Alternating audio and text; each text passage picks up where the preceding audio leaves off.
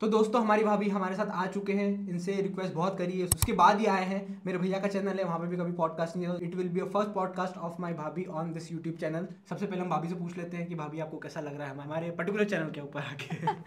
अच्छा लग रहा है, काफ़ी नर्वस? अच्छा लग रहा है। Yes, I have not faced camera before, so अगर मैं फंबल कर जाऊँ तो जस्ट बियर विथ मी और him. I'll be the last one left when the lights go out. I'm down to तो भाभी वैसे मैंने इंट्रोडक्शन दे दिया है आपका, बट आप भी अगर आप एड ऑन करना चाहो अपने बारे में, अपनी लाइफ के बारे में, तो आप बता सकते हो। सो हेलो एवरीवन, जो मुझे नहीं जानते हैं, मेरा नाम सीए नेहा नीमा है और मेरे को चार्टर्ड अकाउंटेंट बने लगभग 3.5-4 साल हो चुके हैं। I have worked with Big Four, I have worked in professional offices, practising offices. Also I am currently associated with life long learners, तो जो आप लोगों के लिए बुक्स वगैरह बनाने का काम होता है वो हम देखते हैं। सो या that's how my life is going on. सबसे पहले हम शुरुआत करते हैं प्रोफेशनल ग्रोथ क्वेश्चन से। ठीक है, सबसे पहला क्वेश्चन है मेरा, what was the biggest learning in your CA journey और सीए कोर्स में? मेरी बिगेस्ट लर्निंग जो सीए जर्नी की, जो मुझे लाइफ लॉन्ग काम आती है, is my never give up attitude.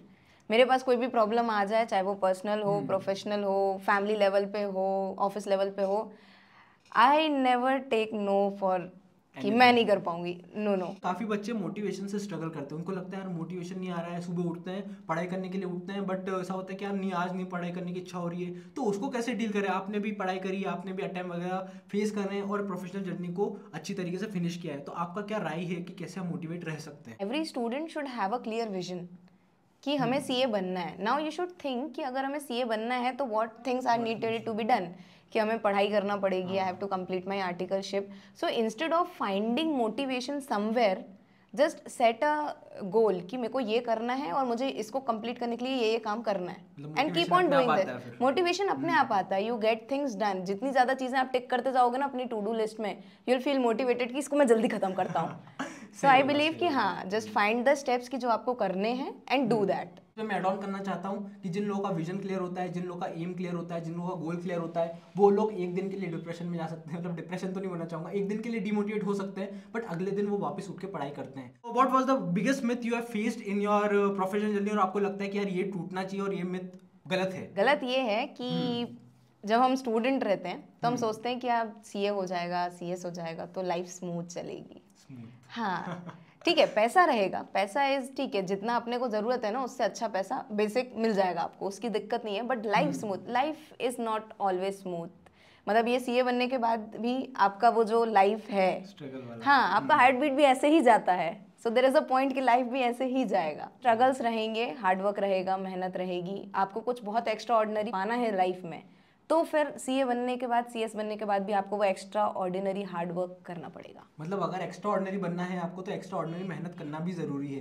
देखो, कॉमन सीएस बहुत मिल जाएंगे, कॉमन सीए में बहुत मिल जाएंगे, कॉमन सीए भी बहुत मिल जाएंगे जो कि नॉर्मल लाइफस्टाइल जी रहे हैं। बट अगर आपको अपनी लाइफ में एक्सेल करना है तो आपको कुछ वैल्यू एडिशन वाले चीज़ें करना पड़ेगी, आपको एक्स्ट्रा मेहनत करना पड़ेगी। Any advice for that aspiring company secretary और चार्टर्ड अकाउंटेंट्स जो कि अपनी लाइफ और अपनी पर्सनल लाइफ को बैलेंस करना चाहते हैं, वो कैसे अपना आर्टिकलशिप को और अपनी जो स्टडीज़ है उसको कैसे मैनेज कर सकते हैं?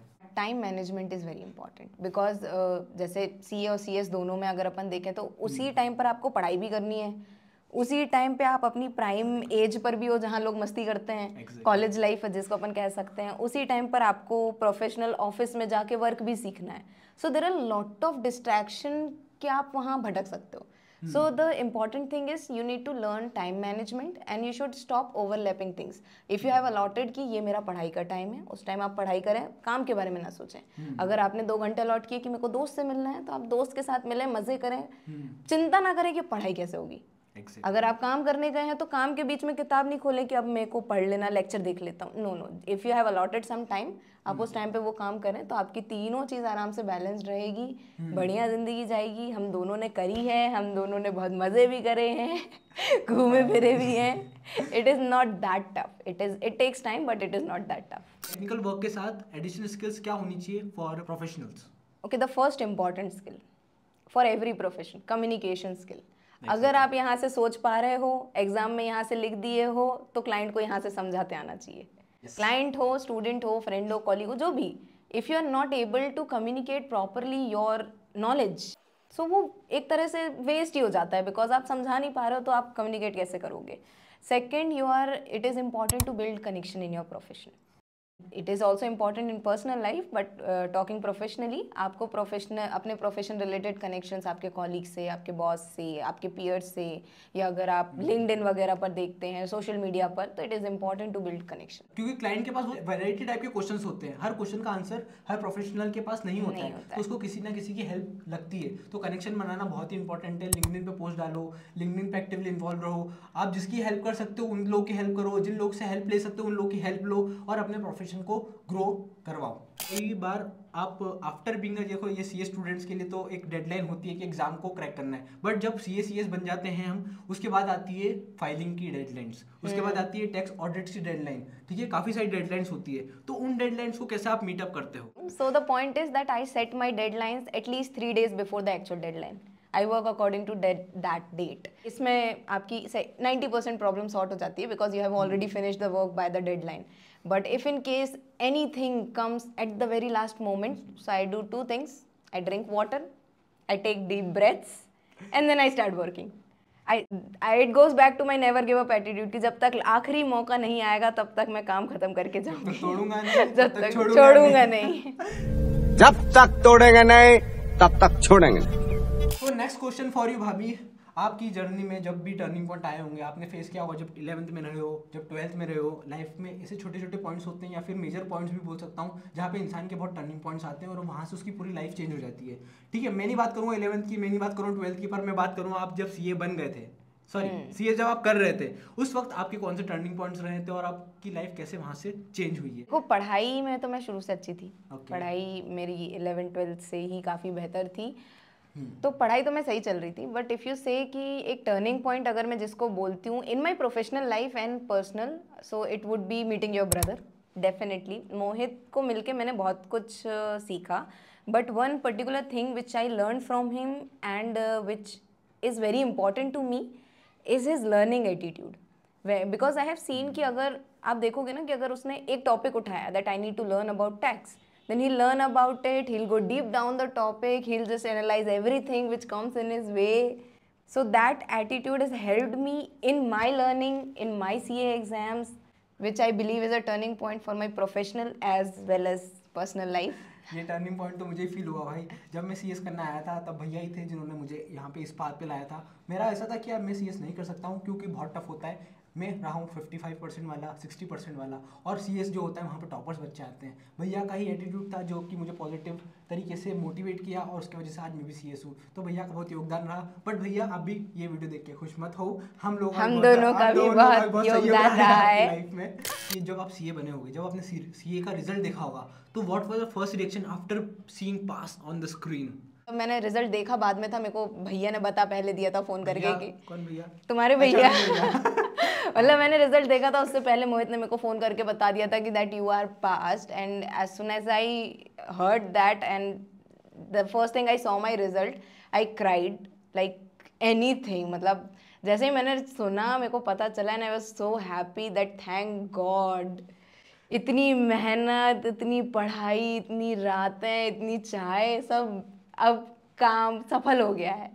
So I cried a lot, but then when I went to my father and told him, he cried a lot. Then when my mother came home, she cried a lot, and everybody is crying. So that was a very emotional day for all of us. Even my extended family, my chacha, chachi were receiving wishes from the town people and everyone. So it was a very emotional day for everyone in the family. मेरा जो reaction था जब मेरी आंखों के सामने जब पास का रिजल्ट आया था, मेरी आंखों में आंसू थे, मेरी मम्मी की आंखों में आंसू थे, मेरे भैया की आंखों में आंसू थे. उसका रिएक्शन वीडियो भी मैंने डाला हुआ है, वो देखना.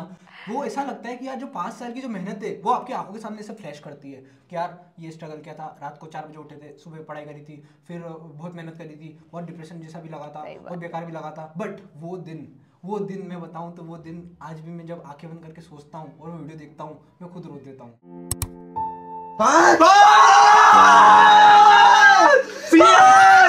Yes! Mama!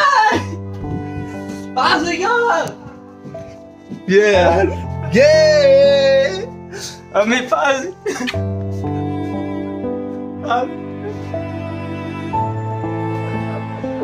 तो दोस्तों बहुत मजा आता है। It will always be on top of the best days of my life ना।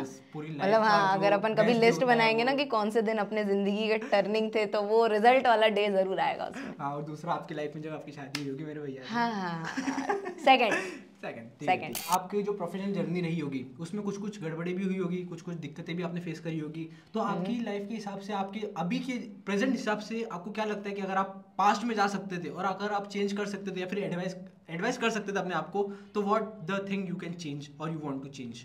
पढ़ ले बेटा, पढ़ ले साले, फेल हो जाएगा, पढ़ ले। 15 मिनट रील देखूंगा फिर पढ़ूंगा। अबे पढ़। Because yes, the attempt took 1.5 years of my life. I would have saved it. That is very important. पढ़ लो। जो भी बच्चा अभी नहीं पढ़ रहा है, please take it from your elder sister. Go and study. What is the surprising thing? What people don't expect from you, पर आपने वो करके दिखाया? People didn't expect me to manage my work life and home life after marriage.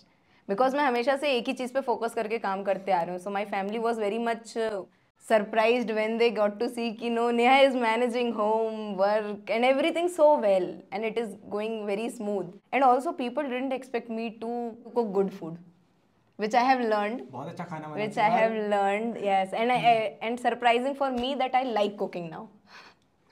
So I believe yes. तुम बताओ, ऐसा बहुत हो गया ना मेरा. तुम बताओ ऐसा कौन सा काम है जो तुम्हें लगता है कि लोगों ने तुमसे उम्मीद नहीं की थी और तुमने कर दिखाया?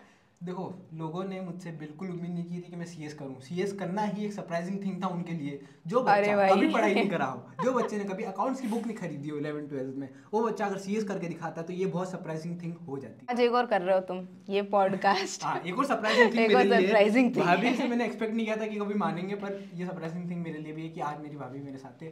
धन्यवाद भाभी. बिल्कुल. कौन सी ऐसी हैबिट है जो आपने as a CS student grab करी थी और वो आज भी आप फॉलो कर रहे हो? I would say reading, because मैं उस समय काफ़ी बुक्स पढ़ती थी which I continue to do on a daily basis in my life. एक चीज़ जो छूट गई that I used to meditate a lot when I was a CA student. अगर आप CA अभी कर रहे हो, अनसर्टेनिटी होती है, CA नहीं बन पाए, सॉरी, बट अगर CA नहीं बन पाए आप, तो कौन सा पाथ है जो आप चूज करते हो और आप उसको एक्सेल कर रहे होते अभी? अगर मैं CA नहीं होती तो I would love to be a photographer. That was my. छंचड़ वाला है क्या? अगर मैं फोटोग्राफर बन गया तो कम पैसे कमाऊंगा ना, घर छोटा होगा, गाड़ी छोटी होगी, और अब्बा मैं खुश रहूंगा. Not wildlife photographer, or maybe you can say nature photographer. I would have loved to be that. क्या आपको बहुत डिफिकल्ट लगता है दो चीज में से? पहली चीज है कि चार्टर्ड अकाउंटेंट वाला कोर्स करना, या फिर फैमिली फंक्शंस, फैमिली के रिलेटिव्स वगैरह को हैंडल करना? CA बनना. CA बनने के बाद रिलेटिव्स के सामने जाना है. पर CA जब बने नहीं थे आप उस टाइम, तो आपको दिक्कत आई होगी ना?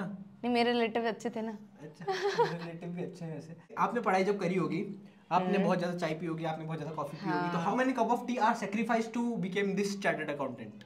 मैं कहूँगी 4 से 5 लाख कप. What? कह सकते हैं 4 से 5. Yeah, I used to drink a lot of tea while my preparations. Caffeine, but caffeine is not good for health, you know. अब पता चला ना. अगर CA बनने के टाइम में, if there is a type of phone of friend, like KBC में होता है ना, phone to a friend, अगर ऐसा होता तो सबसे पहले आप किसको फोन करते हैं? तुम्हारे भैया को. मेरे भैया को. तुम्हारे भैया को. आज भी यार. अगर एग्जाम में होता ना तो मैं उसको साथ में लेके बैठता कि आजा तू बैठ, बता दे. CA जो स्टूडेंट बनता है, CMA वाला, तो उसके ऊपर अगर बॉलीवुड मूवी लिखी जाए, ठीक है, तो what should be the title of that movie? The title should be ये कोर्स ना होगा दोबारा. क्योंकि इट इज, हम दोनों भी अगर आज बोल दे कोई दोबारा एग्जाम दो तो भैया मुझे बोलते हैं आप CS हो गया तेरा, एक काम कर CA कर ले. मैं बोलता हूँ भैया हाथ जोड़ता हूँ, बेटा तुमसे ना हो पाएगा. मेरे से इतना स्ट्रगल वापस नहीं हो सकता, क्योंकि उसके नीचे मोटिवेशन, एम, ड्रीम, और यहाँ पे क्या होता है, CS बनने के बाद पैसा दिखता है, और पैसे को सेक्रीफाइस करके अगर तुम दूसरा प्रोफेशन कर रहे हो तो बहुत डिफिकल्ट होता है वो चूज करना. तो मुझे बहुत डिफिकल्ट लगता है. What the weirdest thing you did while doing the studies?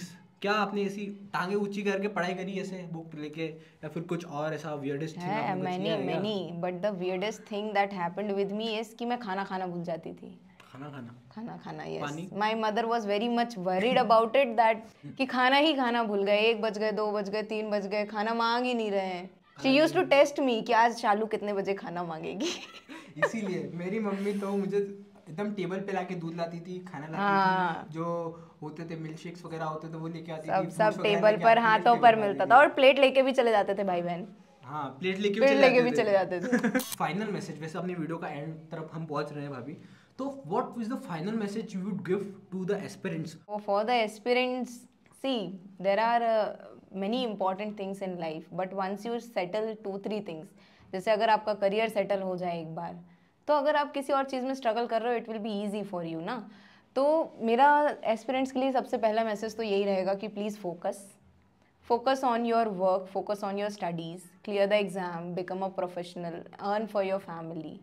This is the first message, and the second message is not only you have contributed to your journey, right? जैसे आज मैं CA बनी हूँ, Ayush CS बना है, my parents have contributed, my mother have contributed, मेरे पापा ने मेरे को ला के काजू बादाम खिलाए हैं, मेरी मम्मी ने मेरे को हाथों पे खाना दिया है, मेरे भाई बहन मेरे को बार बार चाय लेके दे रहे हैं, खाना लेके जा रहे हैं, करेक्ट?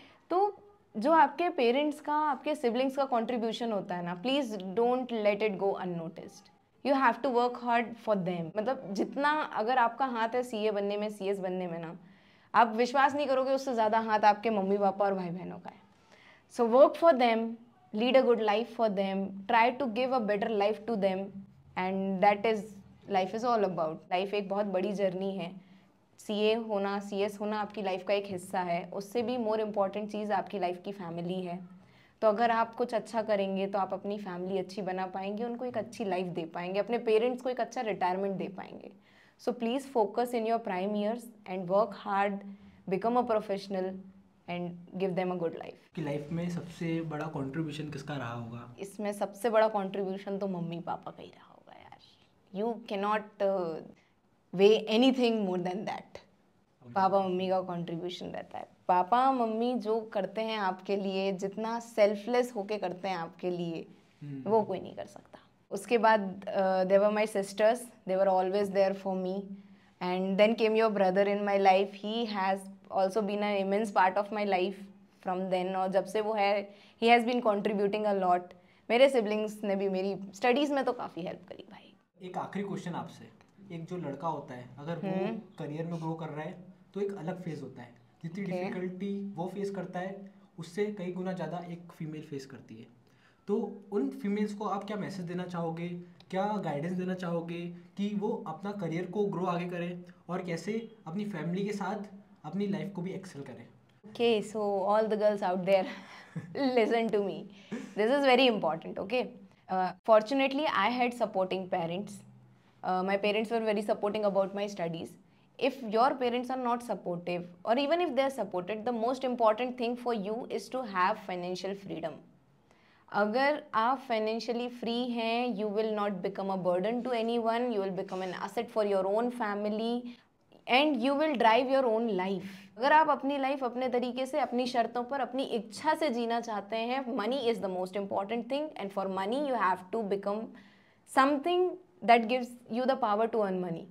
तो अगर आप ये CS का कोर्स कर रहे हैं, don't give up, try your best, और अपने साथ तो टाइम कॉन्स्टेंट भी रहता है। If you are taking for ever, family will not wait for you, so you have to be more focused, more determined for your goal and just work towards it. भैया भी इतने deep में नहीं बताते जितना मुझे भाभी गाइड करती है। ये हमेशा मुझे हर चीज़ में सपोर्ट करती है, यहाँ तक कि कभी पॉडकास्ट में नहीं आए, पर पहली बार ऐसा हुआ है कि वो कभी यूट्यूब पे आए और पॉडकास्ट किया और मेरी बातें मानी है। तो ये एक सपोर्ट सिस्टम होता है। आपकी लाइफ में बहुत ज़्यादा ऐसे लोग रहे होंगे जिनको आप थैंक यू करना चाहते हो। आप कमेंट बॉक्स में उनका नाम डाल के उनको टैग कर सकते हो। और अगर आपको लग रहा है कि यार इस वीडियो से आपका कुछ लिटिल बिट या फिर 1% भी कंट्रीब्यूशन मिला होगा आपको, या फिर मेरी या फिर भाभी की कुछ मेहनत आपको कहीं ना कहीं हेल्प कर सकती है, तो वो भी कमेंट बॉक्स में डालो। तो इसके साथ मैं अपनी वीडियो को विराम देना चाहूंगा।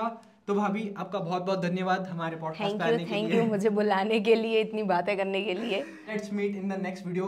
हो सकता है कि ये नेक्स्ट वीडियो में मैं आपको पार्ट 2 बनाऊं। Wind up. बाय।